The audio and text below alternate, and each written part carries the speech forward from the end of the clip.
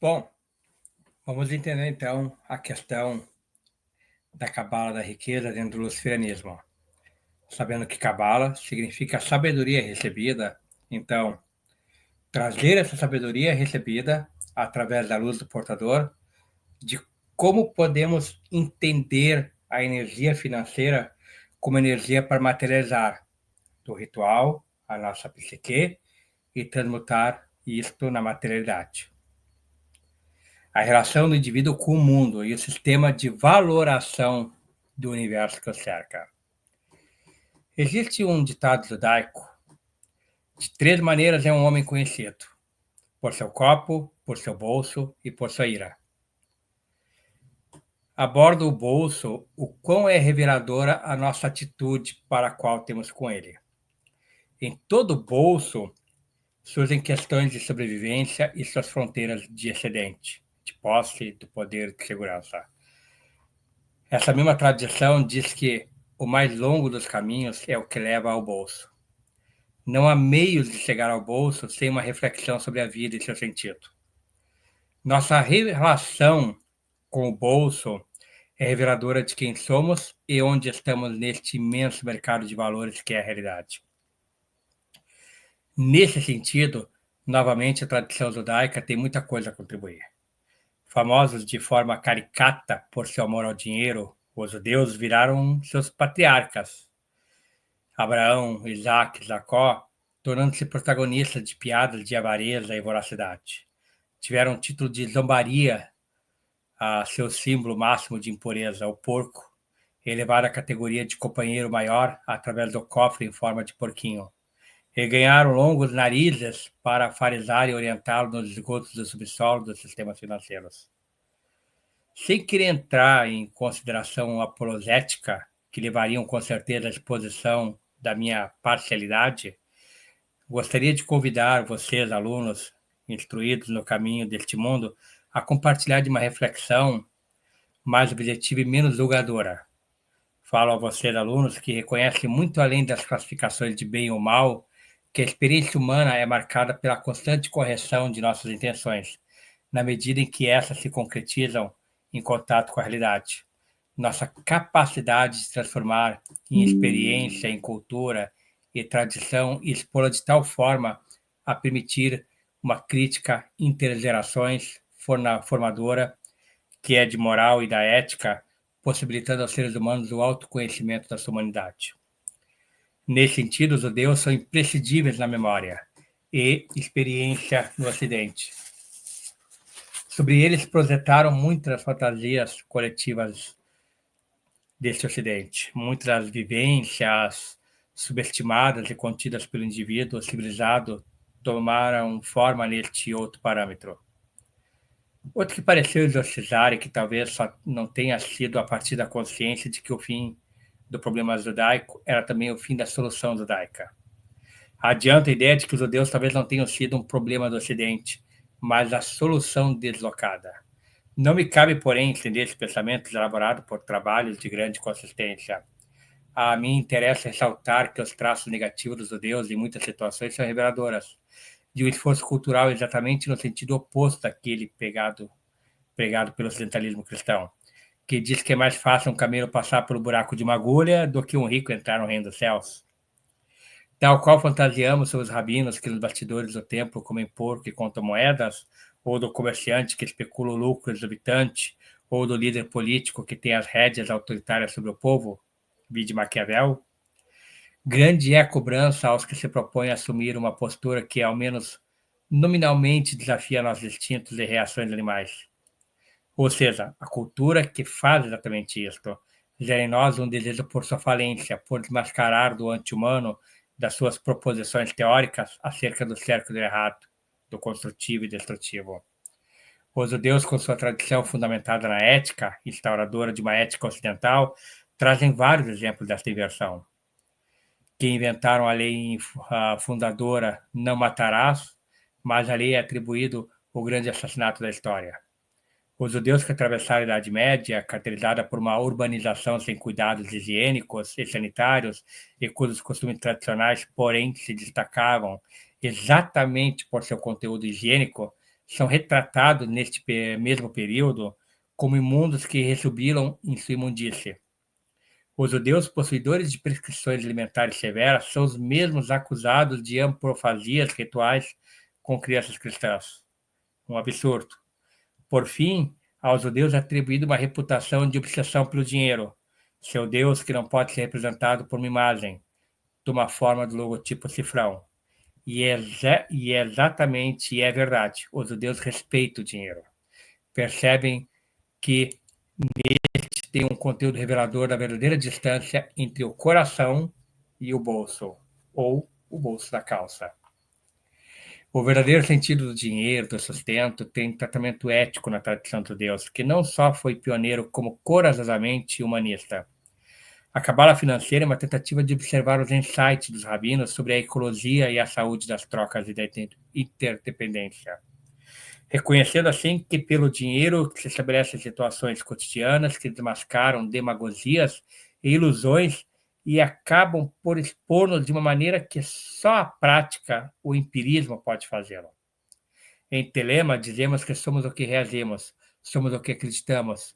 O nosso dinheiro é uma extensão das nossas reações, de nossas crenças.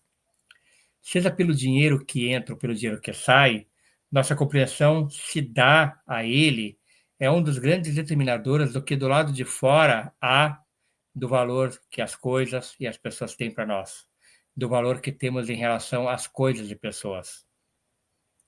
Telemitas deveriam fazer uma extensa reflexão sobre o dinheiro e lhe dar um tratamento semelhante ao ministrado ao corpo. Reconhecer, portanto, além da importância da alma e da intenção, a própria realidade do corpo, meio imprescindível através do qual percebemos quem somos e o que devemos de rumo tomar. Convido, portanto, a passear por um mundo conhecido, o mundo do nosso bolso.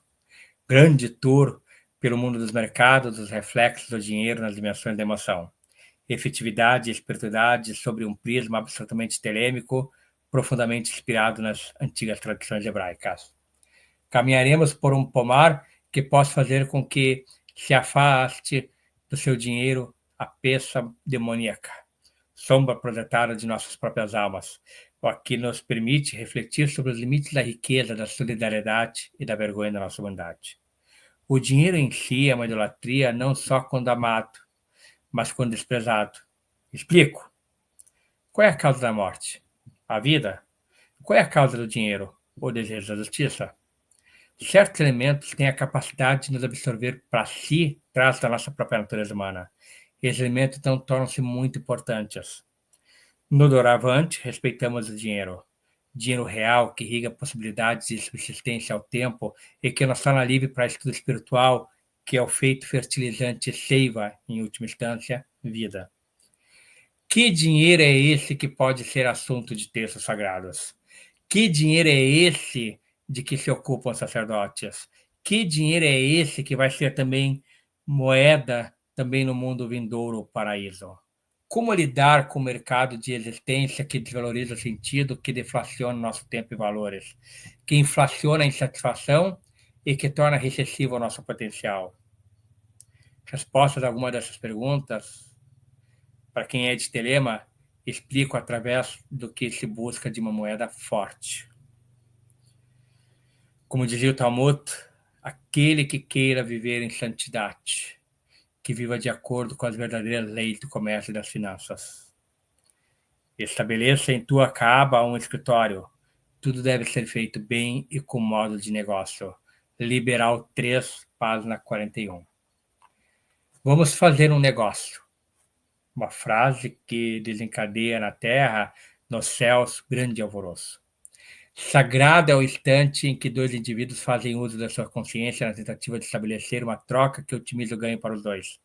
Fazer negócio nos moldes da cabala financeira coloca à prova todo esforço, a cultura da espiritualidade e do senso de que responsabiliza o indivíduo para ir muito mais além do próprio indivíduo. Só dois homens de inspiração podem entrar na harmonização de um negócio. Não evitar negócio por covardia, sair do negócio com o máximo de ganho relativo pelo máximo ganho do outro e o mínimo de transtorno ou consumo para o universo. Esse tipo de transação que pressupõe a utilização não predatória e a satisfação das necessidades do que interage instaura uma nova natureza. Natureza onde não estamos apenas à mercê do caos externo de uma sobrevivência casual, ou de determinada pela capacidade puramente física de indivíduo, mas sim uma natureza onde os conceitos de justiça e a capacidade humana de perceber o outro tentam introduzir a presença do sagrado na realidade. A esta nova natureza dá seu nome de comércio. Quanto menos desenvolvido no sentido telêmico moderno, mais próximo o comércio estará da sua natureza primitiva, uma selva. Comércio, portanto, é onde gira a capacidade de sobrevivência dos indivíduos de acordo com a sua própria percepção do que é sobrevivência. Sua sobrevivência é sua capacidade de arcar com seu sustento físico e de suas responsabilidades. Essas responsabilidades é que são fundamentais para que as trocas se deem num comércio e não de natureza. A entrada de sobrevivências que não foram taxadas por suas responsabilidades envenena o comércio e soma-se ao caráter caótico de que pode nos acontecer. Tão forte é a noção telêmica da proximidade entre comércio, mercado da natureza, que a seguinte história é relatada. A um santo homem muito justo foi permitido que visitasse o purgatório e o paraíso. Primeiramente foi levado ao purgatório, de onde provinham os gritos mais horrendos dos rostos mais angustiados que já vira. Estávamos todos sentados numa grande mesa. Sobre ela estavam as iguarias, as comidas mais deliciosas que você possa imaginar. Com a pataria e a louça mais maravilhosa que jamais vira. Não entendendo do que sofria tanto, o rabino prestou mais atenção e viu que seus cotovelos estavam invertidos, de tal forma que podiam dobrar os braços e levar aquelas delícias às suas bocas. Eles não podiam fazer isso, seus cotovelos estavam invertidos. O santo homem foi então levado ao paraíso, de onde partiam as mais deliciosas gargalhadas e onde reinava um clima de festa. Porém, ao observar, por sua surpresa, o santo homem encontrou todos sentados à mesma mesa que vinha no purgatório, comendo as mesmas iguarias, tudo igual, inclusive seus cotovelos invertidos também. Só que com um detalhe adicional: cada um levava a comida à boca do outro. A descrição de purgatório é a de um mundo sem mercado, onde basta uma dificuldade para que toda a capacidade de usufruir o banquete nos oferecido seja perdida. No paraíso, além do prazer das iguarias trazidas à boca, a eliminação da angústia cada vez mais que levamos comida à boca do outro. Porém, é importante perceber que ambos, purgatório e paraíso, mercado e natureza, podem ser confundidos externamente como sendo a mesma situação. A distância entre o insight de alimentar o outro e não perceber isto é grande, muito grande. Verificamos essa distância todos os dias no nosso cotidiano. No Tratado Hebraico, a Ética dos Ancestrais, encontramos: onde não há farinha, bens materiais, não há Torá, pois quem não tem como alimentar-se não pode se preocupar com o estudo e o crescimento espiritual. Onde não há Torá, não há farinha. A primeira assertiva parece óbvia, porém a segunda não tanto. Sua intenção é explicar a origem da farinha, não farinha da natureza, mas farinha do mercado. A Torá, por exercer o papel de colocar limites às necessidades humanas e às formas de satisfazê-las, e por lembrar as responsabilidades embutidas em toda a farinha, possibilita o mercado. Importante, porém, perceber que quando não falamos de dinheiro ou bens qualquer, pois para a obtenção destes não é necessária a Torá. No entanto, todo dinheiro realizado honestamente dentro do mercado, longe da natureza, é um motivo de júbilo e esperança, sinal de vida que é. Deste dinheiro retirado das trocas justas, otimizando ganhos para todos imediatamente, ou não, envolvidos, obtemos dinheiro como ganho real. Dinheiro como ganho real é garantido por Deus, tem liquidez cósmica. Mas afinal, o que é dinheiro? Dinheiro é um importante símbolo do acordo que queremos viver no paraíso.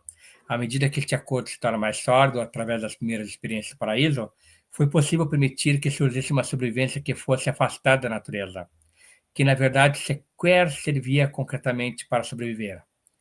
Da troca de gêneros, do escambo, os seres humanos passaram a confiar metais raros com peso suficiente para permitir que, digamos, a galinha pela qual trocava as moedas tivesse o mesmo valor real dessas. Quem ficava com as moedas, com certeza, não poderia consumir para sua sobrevivência como uma galinha, mas sabia que tinha algo como um valor idêntico. Com o tempo, passou-se a confiar ainda mais no mercado de maneira a substituir as moedas que tinham valor de raridade por moedas que tinham ou que não tinham valor algum. Papel ou metais inferiores, além de não conterem o valor alimentício de uma galinha, o seu valor real, sendo inferior, não teriam o valor nominal igual ao da galinha. Neles havia uma promessa de 10, 50 ou 1000 unidades de galinha. Essa promessa era garantida de acordo com o que se tornava mais assimilado e aceito como resultado de bom senso. Era garantido por Deus. Esses dois tipos diferentes de acordo tiveram seus nomes derivados exatamente do estado da confiança e certeza neste acordo. Ao primeiro, por seu peso, deu seu nome de pesos, libras, pound ou shekel, literalmente pesos em hebraico.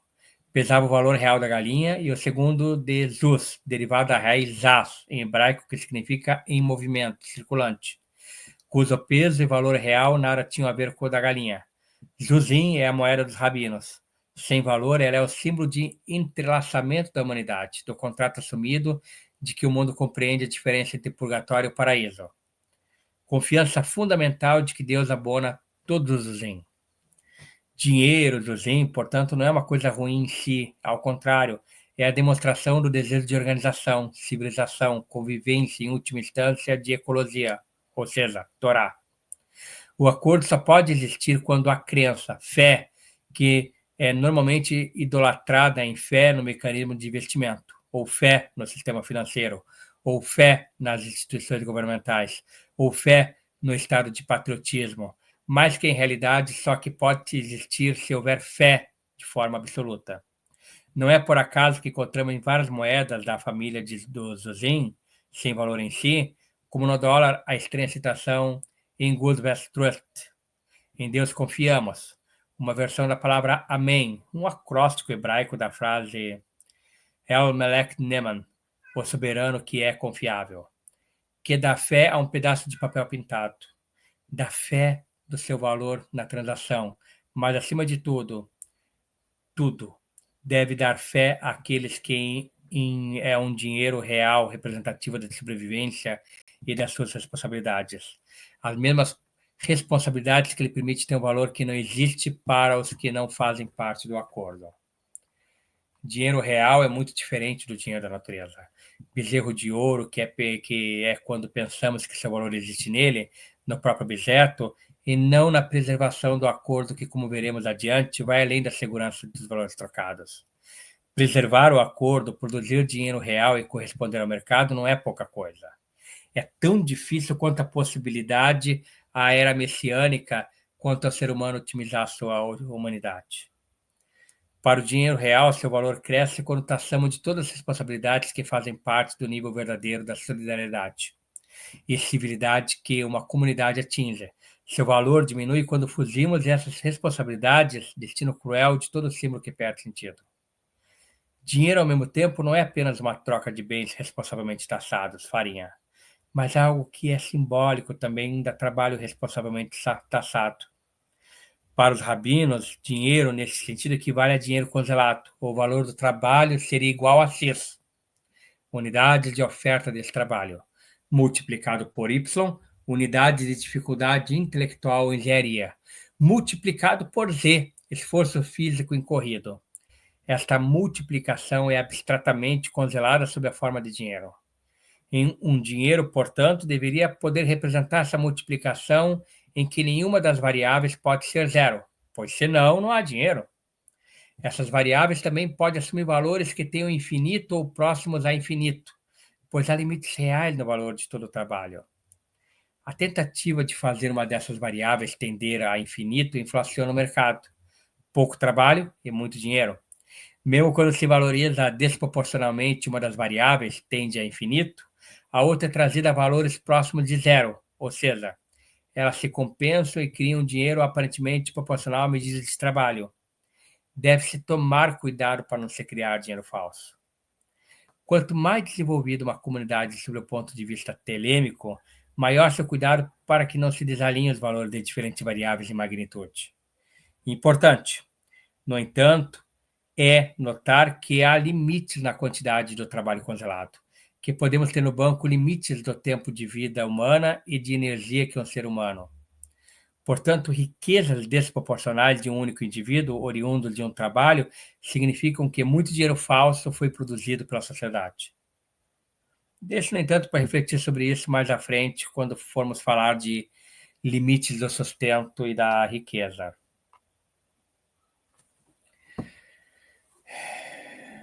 Muitos já ouviram falar essa frase: já fui pobre, já fui rico, rico é melhor. Melhor rico e saudável do que pobre e doente.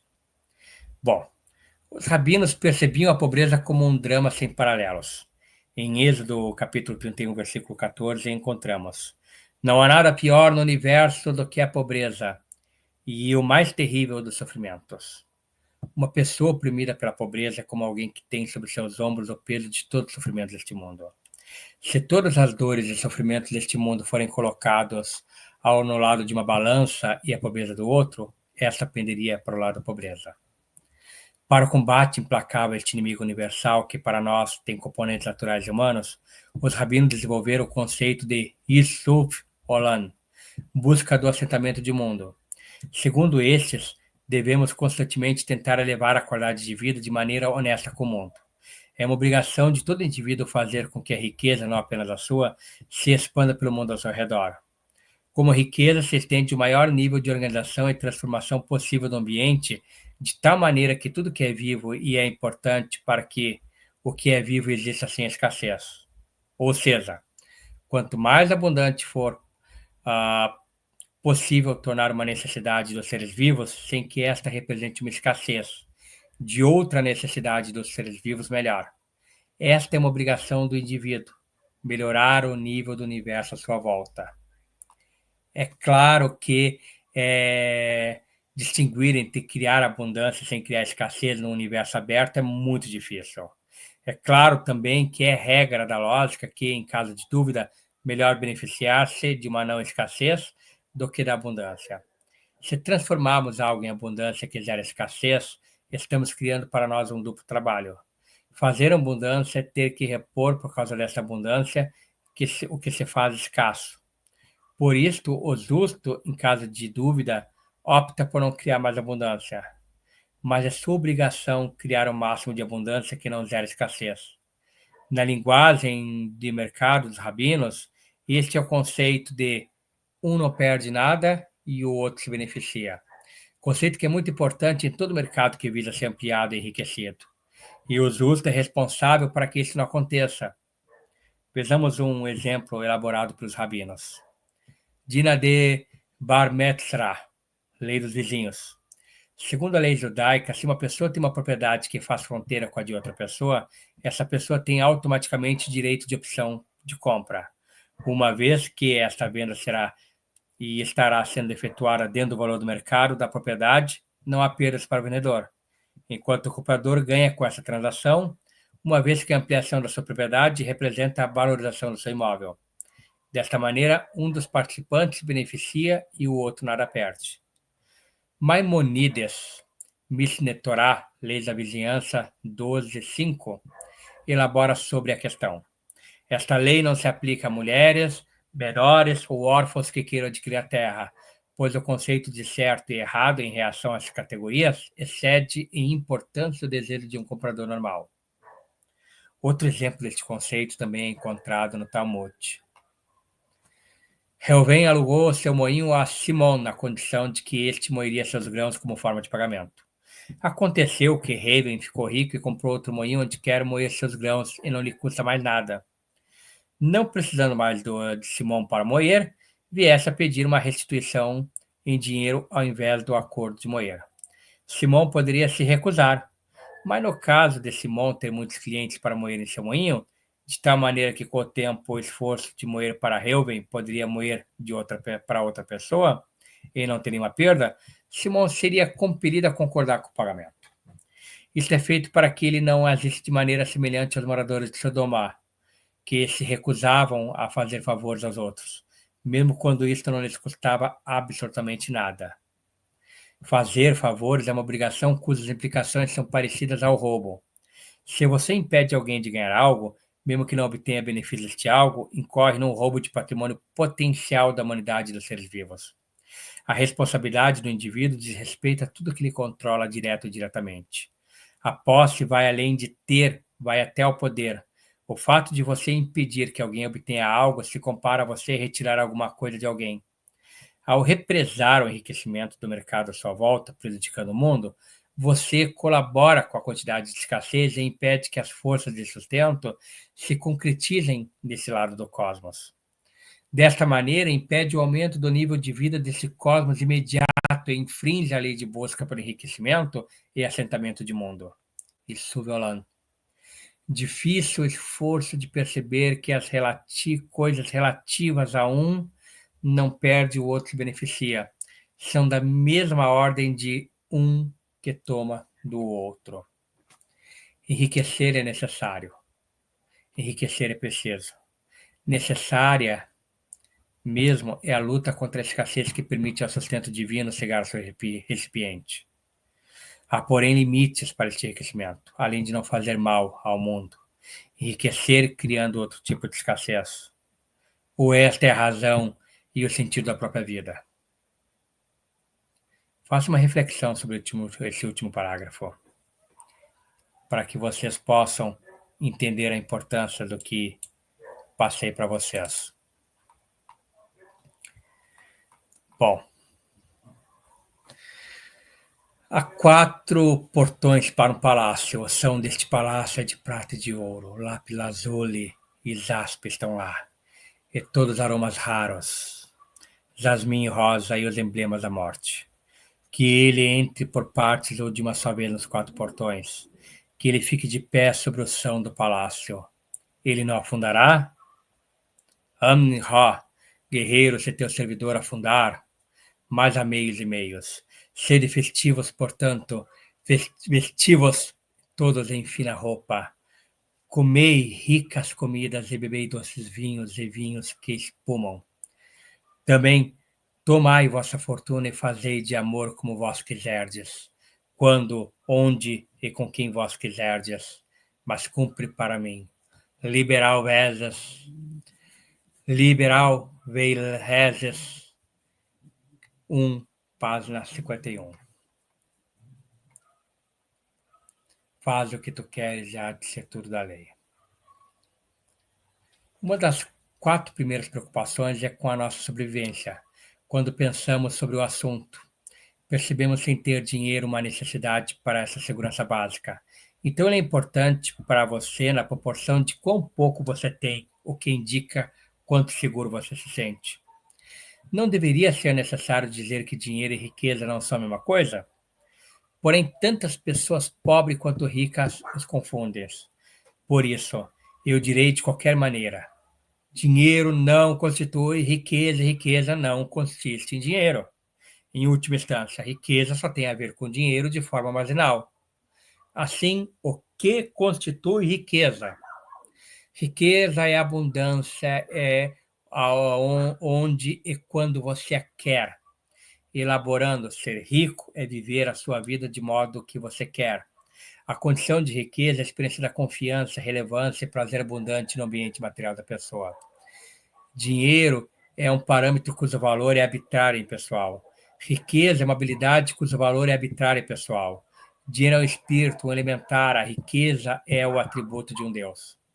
Mamon, de fato, é a relevância das possessões e experiências em relação aos seus desejos o que importa. Considerando que essas condições são subjetivas, o trabalho consiste em definir que tipo de magista você quer se tornar.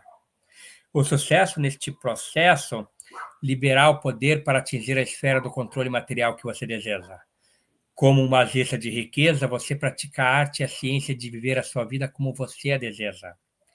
Esta distinção entre riqueza e dinheiro pode ser estabelecida e estendida em um espectro, ilustrando as diferentes ênfases que a magia terá em cada nível.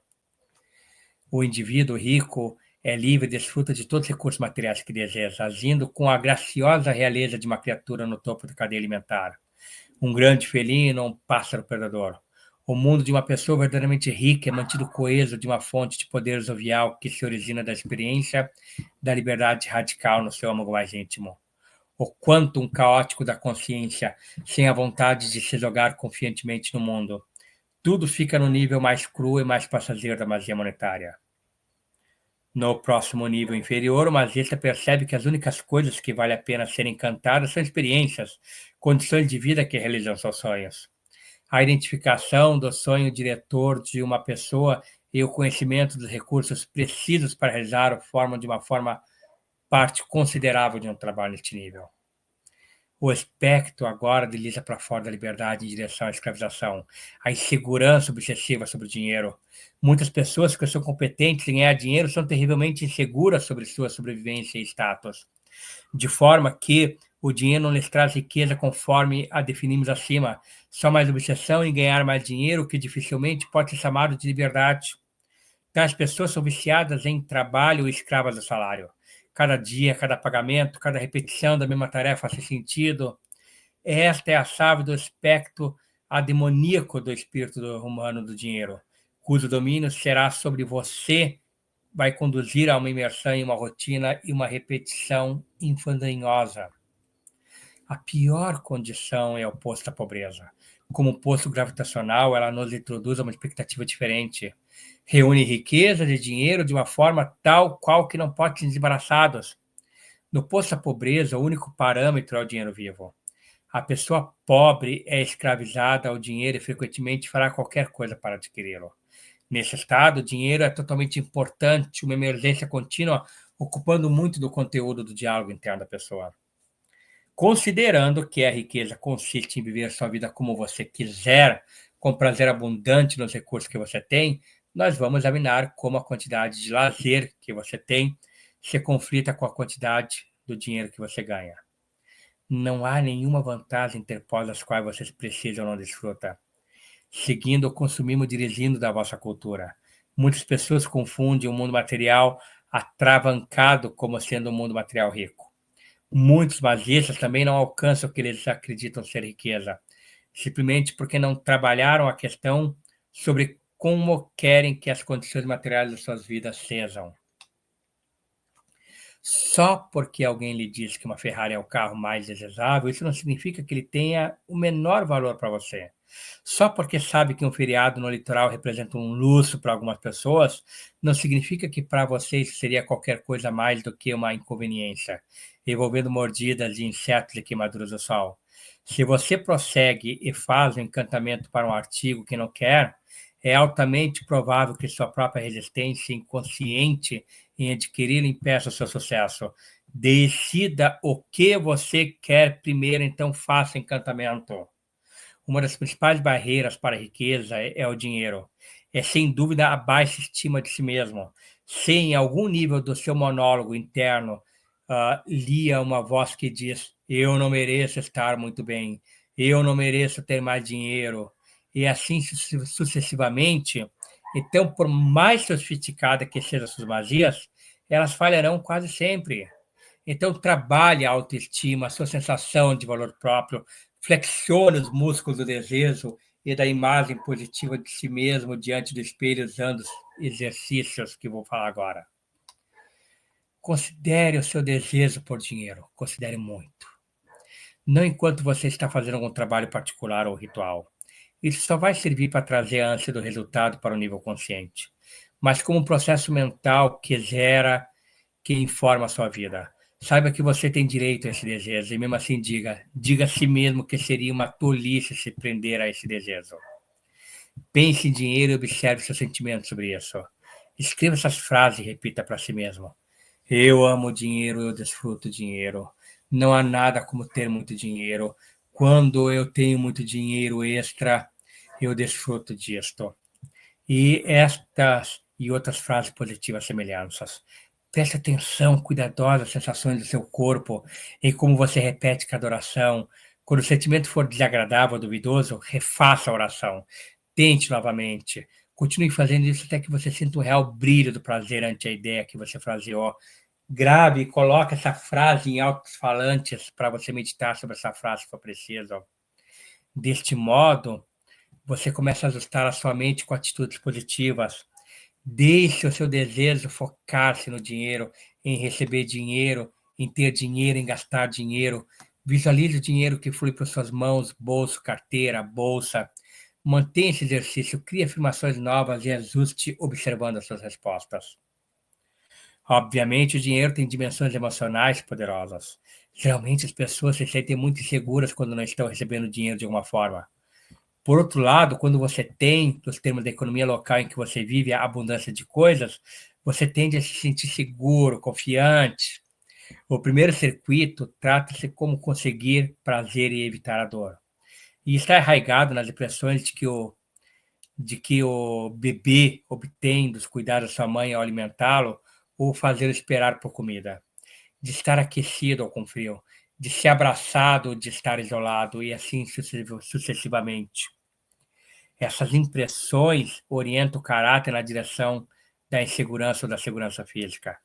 Tipicamente, as deficiências orgânicas nesse círculo são percebidas como sensações de todo o corpo, no lugar de emoções específicas. O dinheiro ativa esta área da emoção. Assim, a experiência faz com que experimente frases com as seguintes e veja como se sente. Eu sou a minha própria fonte de segurança. Eu sempre me sinto seguro. Frases como esta expõem alguma resposta negativa. Por exemplo, se você fala a si mesmo, eu sempre me sinto seguro, você adquire uma voz internada imediatamente que dirá provavelmente: besteira, é aquela vez em que você esteve em tal lugar sem nenhum trocado no bolso, etc, etc. Não se preocupe com isso. O propósito de usar essas afirmações não é o de mentir a você mesmo até acreditar naquilo, mas é de soltar um pouco as vigas mestras da crença, trabalhar as belas respostas objetivas, embutidas e expor um monólogo interno que as mantém no lugar. Quando você consegue uma resposta assim, é sinal de que o processo está funcionando. Mude um pouco a frase que está usando, trocando sua ênfase, tente novamente. Medite na função biológica do dinheiro. Considere o dinheiro como ofício de sobrevivência. Veja como este conceito se liga ao seu sentimento de segurança e insegurança. Medite nas funções sociais e emocionais do dinheiro. Da próxima vez que você for gastar ou receber, reflita no significado que isso teve para a pessoa que lhe pagou e o significado do seu recebimento. A sorte é uma dessas qualidades enganosas pelas quais o magista deveria se interessar. Onde quer que o acaso opere na sua vida, há lugar para a influência mágica. Aprenda a se afinar com seus sentimentos, os sinais do seu corpo nos assuntos de sorte. Se pergunte se um movimento em particular é uma boa ideia e ouça suas sensações. Pergunte o quão afortunado você está se sentindo e veja o que acontece. Aprenda com essas sensações corporais significam em termos da sua sorte. Experimente confiar em suas sensações de sorte. Desenvolva uma espontaneidade sobre como se arriscar com dinheiro. Some pequenas inicialmente. A função do investimento, de se obter uma renda sem ter que trabalhar para isto, esta é uma liberdade financeira para a qual a maioria das pessoas aspira, mas que nem todas alcançam. Sem alguma forma de estratégia do investimento consistente, você não está tendo controle sobre o seu futuro financeiro. Novamente, muitas pessoas, inclusive magistas, têm sentimentos negativos sobre o investimento e economia. A solução aqui é examinar o que você deseja de investimento. Então, se disciplinar em economizar. Tente esse exercício. Medite na oração. Dinheiro ganha dinheiro. Trabalho ganha trabalho. A distinção entre riqueza e dinheiro é vivamente indicada por sua atitude ao trabalhar. Qual é a vantagem de se trabalhar em um serviço que você odeia para adquirir dinheiro que você gastará no esquecimento da miséria e frustração do seu dia a dia no trabalho? Muitos dos problemas associados com trabalhos se devem à forma do trabalho. Trabalhar para outra pessoa em um emprego. Em minha experiência e na de muitos outros, trabalhar para si mesmo é a forma ideal de emprego para uma gestão. E não há nada tão estável quanto muita pessoa acredita. Não há, de qualquer forma, nenhuma estabilidade no mercado de trabalho. Pessoas em todas as idades, níveis de experiência, em todo tipo de trabalho, perdem seus empregos hoje em dia. Segurança no emprego é uma ilusão em quase todos os casos. O magista aventureiro fará muito melhor em projetar a sua própria forma de geração de renda. A perspectiva do comerciante autônomo é apoiada fortemente no seguinte fato: toda renda é derivada de vendas. Isso não se aplica apenas ao vendedor. Considere de onde todo negócio adquire o dinheiro para pagar seus empregados, ou de vender produtos ou serviços. Então, uma habilidade que toda pessoa que trabalhe para si mesma precisa é a habilidade para vender o seu produto ou serviço. Quando nos consideramos que todos os produtos e serviços foram alguma vez ideias na mente de alguém, nós estamos nos aproximando de um território mágico conhecido. Ideias são resultado de processos criativos. Assim pode ser dito que se originam do caos do âmago da mente. Para resumir, toda a renda vem de produtos ou serviços. Todos os produtos e serviços começam como ideias. Todas as ideias se originam na mente criativa. Essa fórmula pode ser reafirmada de numerosos modos, e ela pode ser concentrada em: toda riqueza e toda magia são apoiadas pela liberdade. A maioria das pessoas sofre com problemas de dívidas em maior ou menor extensão, e a solução a longo prazo não se encontra em dimensões mágicas. Uma magia de prosperidade pode desembaraçá-la de uma crise financeira particular, mas sem evitar que os maus hábitos no uso do dinheiro que fazem entrar em uma dívida. Você simplesmente entra novamente em crise. Se você é propenso a tais problemas, uma sólida prática e bem realística reorganização de suas finanças é requerida. Isso está fora do âmbito de um livro em Magic, mas existem muitos livros disponíveis sobre esse assunto. Uma palavra adicional sobre esse planejamento: planeje sucesso, organize sua vida de forma que você esteja criando novos caminhos para entrar de dinheiro. Quando você trabalhar para somas grandes de dinheiro, tenha certeza que abriu canais de manifestações suficientes. Caso contrário, você pode conseguir o que pediu porque o seu parente morreu e lhe deixou seu estábulo em seu testamento, ou porque sua amante ficou paraplégica em seu acidente e recebeu o seguro. Desde que o dinheiro veio a existir, ele foi procurado por magistas e estes deixaram um rastro no seu simbolismo. As inquietas qualidades mercuriais do espírito do dinheiro, a sua afinidade com hierarquias e cadeias de comunicação conduziram à sugestão de que o ar seria uma atribuição elementar melhor do que os discos de terra. Algumas pessoas gostam de trabalhar com os planetas da magia clássica. Esses trabalham em áreas diferentes do dinheiro da riqueza, como se segue. Júpiter simboliza a própria riqueza. O rei dos deuses tem, entre seus atributos, confiança, serenidade e poder. Júpiter sempre foi associado com riqueza, mais do que com o dinheiro, mas parece um simbolismo do dinheiro como senhor da sorte.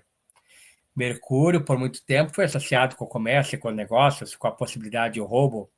O conhecimento da manipulação do dinheiro está sob Mercúrio, o que obviamente inclui também a contabilidade. O planejamento e a estruturação de um negócio ou de uma operação financeira também estão subordinados a Mercúrio. Os deslumbramento mais obscuro e a maioria dos aspectos perigosos do dinheiro estão sob a tutela de Plutão. Nos mitos romanos, o deus do mundo inferior era Plutão. Logo, Plutão também era o senhor das minas, do ouro escondido. Plutão é associado ao submundo do sentido criminoso, às buscas secretas do dinheiro. Vênus rege as coisas que dão prazer e assim é usada em trabalho de posse. Outras dinâmicas planetárias podem ser usadas em magias de dinheiro, especialmente se está construindo um negócio ao longo das linhas mágicas. Neste caso, pode-se criar Saturno para se ter orçamento, Urano para inspiração e o Sol para a projeção de qualidades pessoais, e assim por diante. O dinheiro tem propriedades curiosas. Para começar, todas as notas similares são quase que totalmente idênticas, salvo o número de série e o número do grau do uso. As notas têm desenhos misteriosos, são impressas com detalhes tão complexos que as tornam relativamente difíceis de forjar. As notas britânicas têm pequenas cenas da vida de pessoas famosas nelas. As notas dos Estados Unidos têm um inflame glifo do olho na pirâmide, amado pelos teóricos da conspiração. Quase todo mundo tem dinheiro. É um atributo que é tão comum quanto ter 2 olhos ou 2 pernas. O dinheiro é um objeto excelente para se trabalhar com magia, que é manipulação de dinheiro simbólico a fim de obter um efeito mágico. Para entrar nas magias de dinheiro, considere o seguinte: aprenda a prestar atenção no dinheiro. Quando alguém lhe der dinheiro, olhe as moedas, notas sexy. As notas em particular são talismãs complexos, bonitos e um pouco misteriosas. Familiarize-se com essas gravuras mágicas. Sinta o seu dinheiro, seire, Esfregue em suas mãos, acaricie, quietamente observe suas próprias reações. Medite na universalidade do dinheiro, na forma como ele surge em toda parte. Pense no dinheiro em seu bolso, nos bolsos de outras pessoas, nas casas, escritórios, fábricas de ônibus, nos aviões. Considere a uniformidade das notas e moedas. Faça uma fila de notas ou moedas idênticas e olhe, contemple-as. Deixe as ideias entrarem em sua mente. Brinque com elas como uma criança faria. Bom, vamos voltar a ver o dinheiro como um espírito, algo vivo em nossos mundos internos comuns, algo como seu próprio caráter mágico. Quais são os atributos do espírito do dinheiro?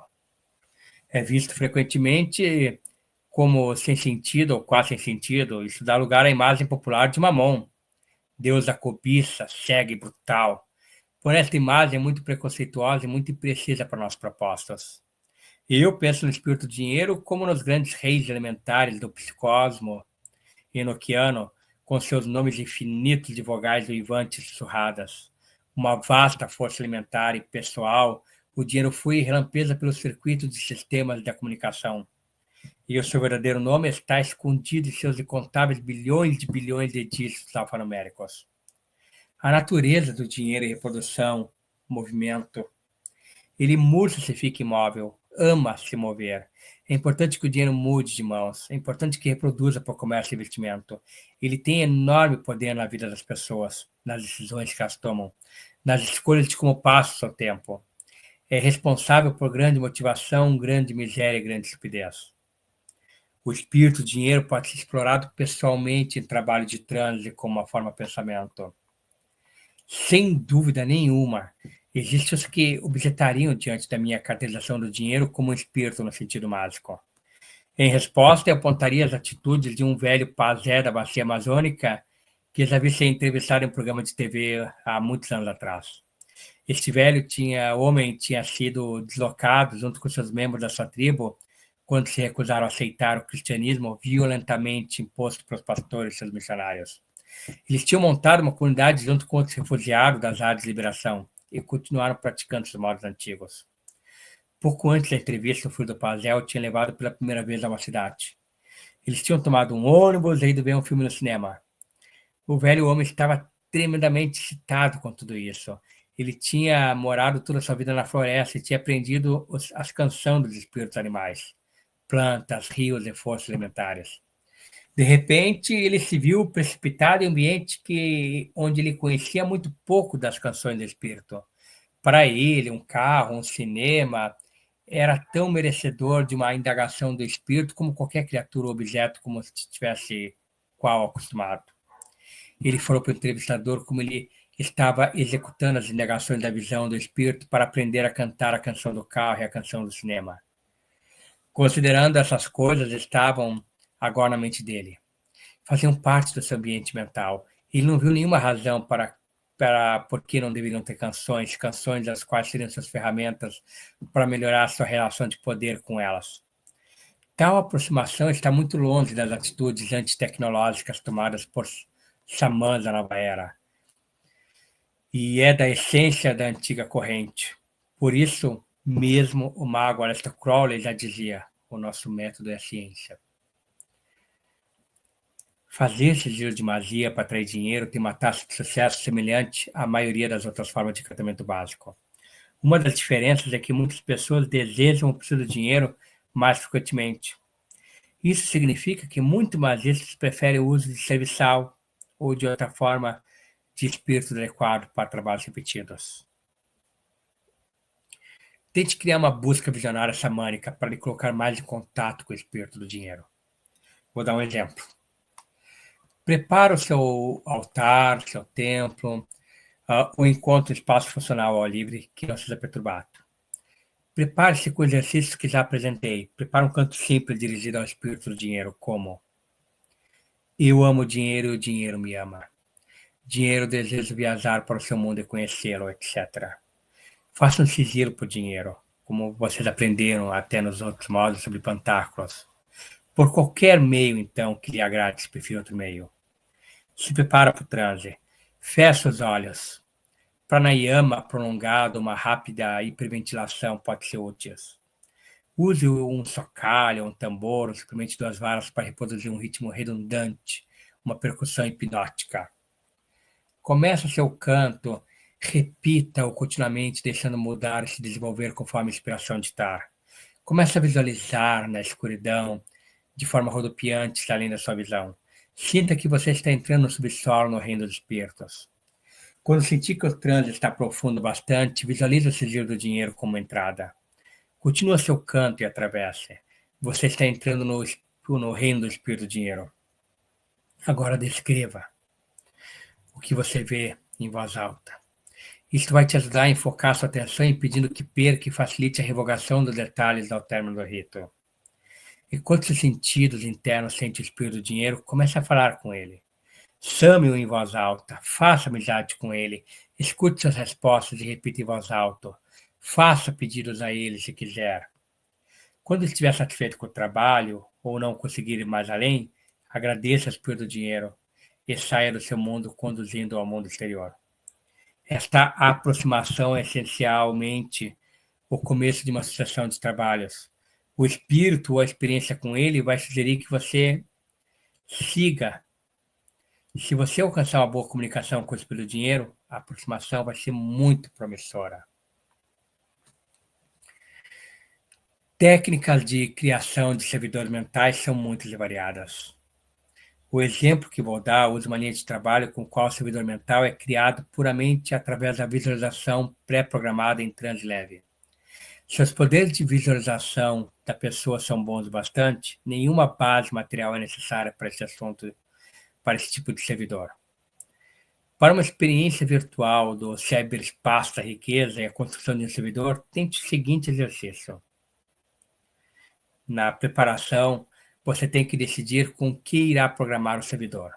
Também pode ser útil decidir anteriormente um nome para ele e usar em conjunto com a sua imagem visual quando chamar.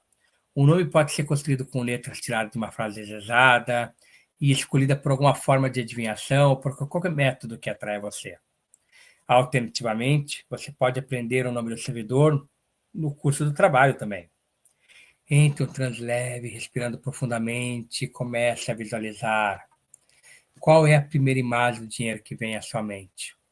Segure firmemente como imagem visual em seu olhar. É a passagem que dá para uma tempestade de pó reluzente. Você sai em um espaço cinzento, olha como um pó acumulado que pressiona seus sentidos. Então você descobre um zumbido, uma palpitação que parece estar na faixa grave, mas que se move em todo o espectro do ultrassom. De repente o cinza quebra e você está se movendo rapidamente sobre uma paisagem plana e sintética com intermitentes formas orgânicas. Você está se movendo tão rapidamente que não consegue identificá-la. O cyberespaço é uma cor borrada com uma névoa azul reluzente. Você está flutuando sobre o alto do cyberespaço, mas os detalhes são agora aparentes. Arames trançados em cordas fluorescentes e cabos. Os detalhes fantásticos de um círculo de lógica. Transferências volumosas de informação detalhada e o chamejante espírito do dinheiro uivando dos corredores do cyberespaço, correndo através das cintilantes condutoras de cobre, uma névoa azul de dinheiro. Você escolhe estruturas como intercâmbio de tráfego, enquanto seus olhos se unem neles. Você percebe que são mercados e que o dinheiro passa por eles em um fluxo. Bilhões de mãos e milhões de mercados. Algumas estruturas inchadas com o brilho do dinheiro impregnando suas estruturas. Então, esses servidores gigantes, alguns estão em agrupamento e compõem bancos. Outros são companhias, mercados de valores, sistemas de subsídio. São tão complexos que têm um tipo estúpido de semi-autonomia. Você para e reflete que essa qualidade invariavelmente trabalha para o benefício do mais inteligente. Você se volta para o azul que brilha em cima. Você flutua em direção à cor, o rico azul de um céu tropical. Há um sentimento de otimismo flutuando nisso. Ergue-se pela matriz para cima, subindo pelos fluxos de informação examiantes. Você sobe até estar flutuando alto sobre os detalhes do cyberespaço. Você está fazendo parte de uma matriz que é inundada com uma luz cintilante que formiga você por um prazer primoroso. Você observa através do brilho efervescente onde encontra uma gigantesca caosfera. Saiba disso. Diante da fonte do puro poder do caos vem o brilho da mente, que é a verdadeira causa do espírito do dinheiro. Enquanto você contempla o espaço diante de você, algo toma forma. Uma macoforma condensa-se fora da luz onipresente, como forma de ovo, a princípio, assumindo os contornos familiares de uma caosfera. Ela estremece a luz contida no lugar pela tensão do seu olhar. Agora, alcance o seu centro. Toque a substância do servidor e instrua conforme quiser. Trabalhos semelhantes como este foram utilizados por sucesso por indivíduos isolados. Outra aproximação seria usar a energia de um grupo para criar um servidor do dinheiro para uso daquele grupo. Os resultados de tais operações podem ser excelentes. Geralmente, é uma boa ideia manter o conhecimento desse tipo de entidade apenas entre o grupo. Isto concentra o poder. Sendo assim, temos a nossa primeira aula, então, pessoal.